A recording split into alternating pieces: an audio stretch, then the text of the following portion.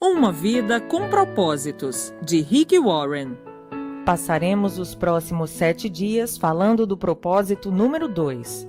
Você foi formado para fazer parte da família de Deus. Dia 15. Formado para fazer parte da família de Deus. Foi Deus que fez todas as coisas, e todas as coisas são para sua glória. Ele quis que muitos filhos compartilhassem sua glória. Hebreus capítulo 2, versículo 10. Vejam com que grande amor o Pai Celeste nos ama, pois Ele consente em que sejamos chamados seus filhos e verdadeiramente somos. 1 João capítulo 3, versículo 1. Você foi formado para fazer parte da família de Deus. Deus quer uma família e criou você para fazer parte dela. Esse é o segundo propósito de Deus para a sua vida, o qual foi planejado antes que você nascesse. Toda a Bíblia revela a história de Deus formando uma família que irá amá-lo, honrá-lo e reinar com ele para sempre. Ela diz: seu plano imutável sempre foi adotar-nos em sua família, conduzindo-nos a si mesmo por meio de Jesus Cristo. E isso lhe trouxe grande satisfação. Efésios capítulo 1, versículo 5. Deus é amor. Por isso ele dá imenso valor aos relacionamentos. A própria natureza de Deus é relacional, pois ele identifica a si mesmo em termos familiares: Pai, Filho, Espírito Santo. A Trindade é um relacionamento de Deus consigo mesmo. É o padrão perfeito para uma relação harmoniosa e devemos estudar suas implicações.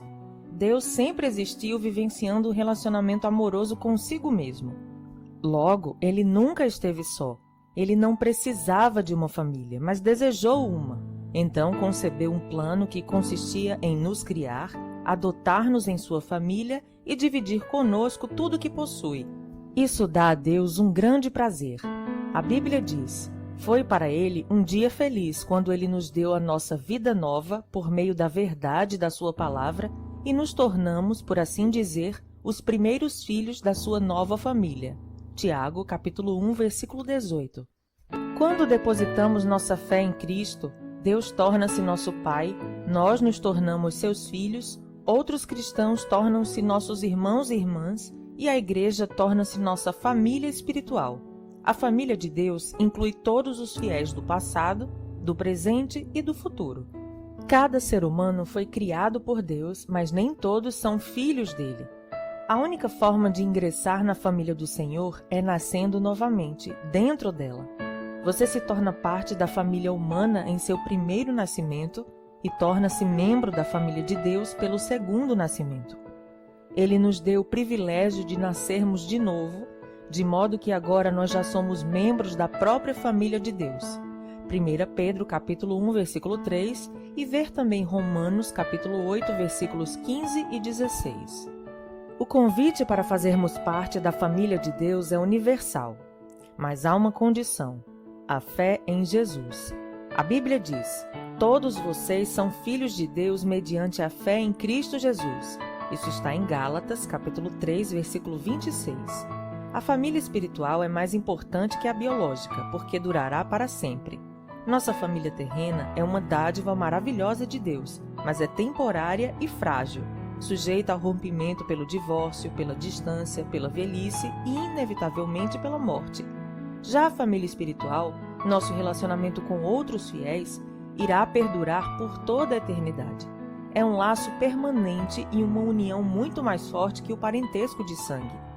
Sempre que Paulo parava para pensar no propósito eterno de Deus para todos nós, irrompia em louvores.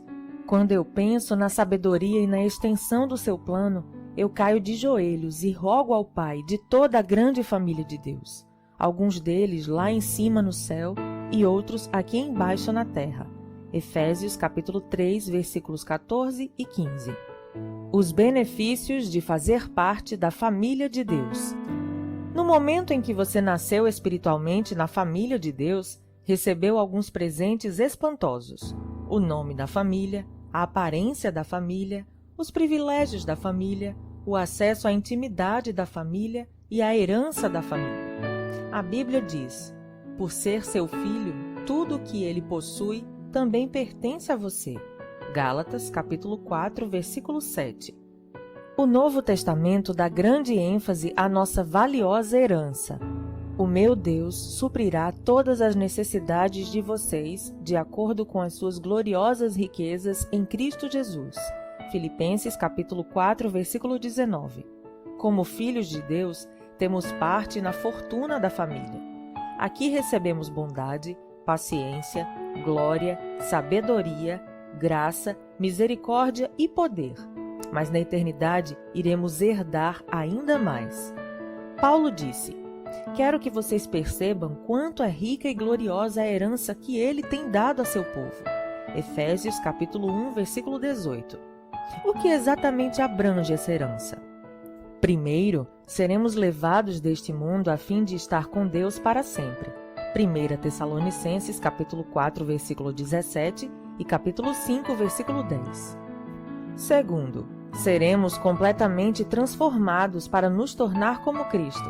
2 Coríntios capítulo 3, versículo 18 e 1 João capítulo 3, versículo 2. Terceiro, seremos livres de toda dor, sofrimento e morte. Apocalipse 21, versículo 4. Quarto, seremos recompensados e reassumiremos posições de trabalho. Mateus capítulo 25, versículos de 21 a 23. Marcos capítulo 9, versículo 41 e capítulo 10, versículo 30. 1 Coríntios capítulo 3, versículo 8 e Hebreus capítulo 10, versículo 35. Quinto, participaremos da glória de Cristo.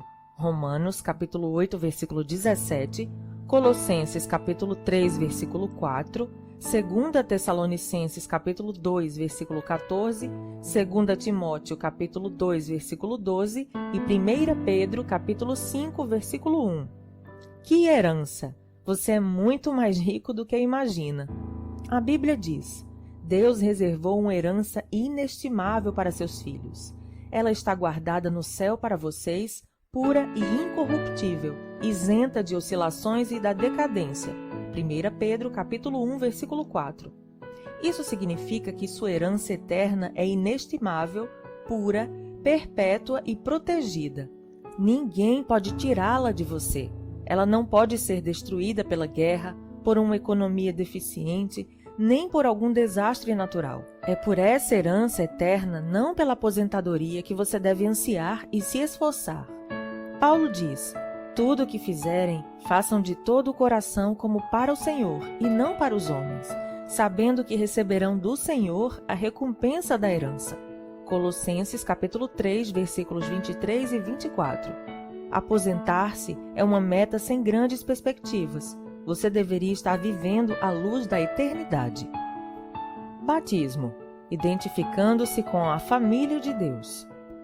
A família saudável tem orgulho de si mesma e seus membros não se envergonham de serem reconhecidos como parte dela. Infelizmente, conheci muitos cristãos que, ao contrário do que Jesus ordenou, jamais se identificaram publicamente com sua família espiritual, ou seja, não foram batizados. O batismo não é um ritual facultativo que possa ser postergado. Significa sua inclusão na família de Deus e anuncia publicamente ao mundo: eu não tenho vergonha de ser parte da família de Deus. Você já foi batizado? Jesus ordenou que esse belo ato fosse realizado por toda a família. Ele nos disse: portanto, vão e façam discípulos de todas as nações, batizando-os em nome do Pai, e do Filho e do Espírito Santo. Mateus, capítulo 28, versículo 19. Durante anos, esforcei-me para entender por que a grande comissão de Jesus deu ao batismo a mesma importância das grandes missões de evangelismo e edificação.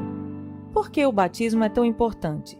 Então percebi que é por simbolizar o segundo propósito de Deus para a nossa vida, a participação na família eterna de Deus.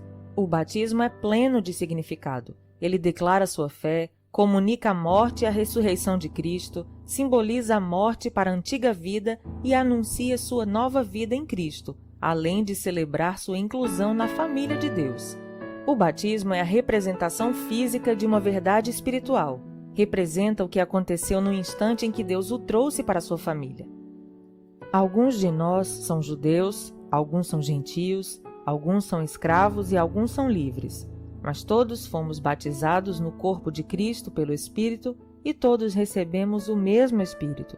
1 Coríntios capítulo 12, versículo 13.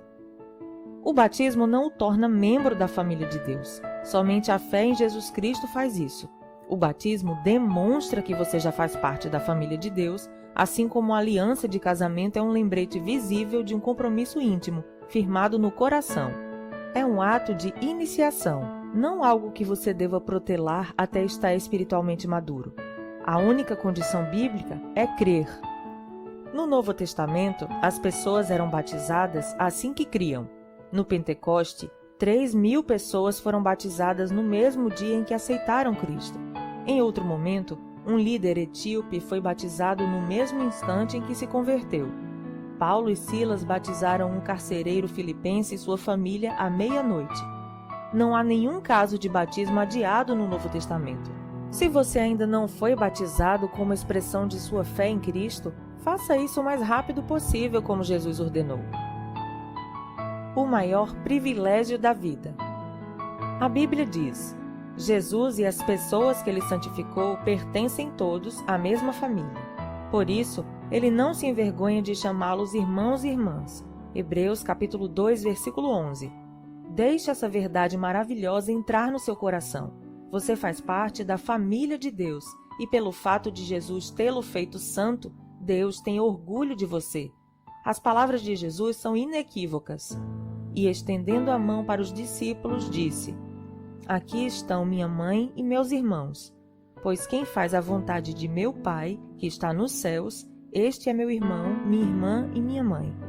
Mateus capítulo 12, versículos 49 e 50. Ser incluído na família de Deus é a maior honra e o maior privilégio que se pode receber. Não há nada que se compare. Sempre que você se sentir insignificante, desprezado ou inseguro, lembre-se daquele a quem você pertence. Dia 15.